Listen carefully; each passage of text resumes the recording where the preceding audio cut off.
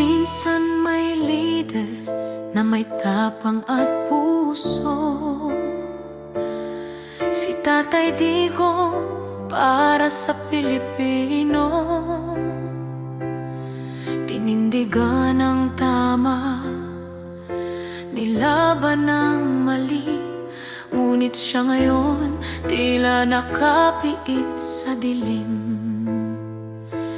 Habang ang bansa'y lumulubog sa baha, sa kasinungalingan at pangungurakot ng iba, ang mga traidor malay at nakatawa. Ang tapat na puso ang siyang nagdurusa. Bilanggo si tatay, ngunit tayo rin gapos ng sistemang walang damdamin. Buwis ng mahirap, ibinulsa ng may salarin. Ang bayan ng tunay na nakakadena rin.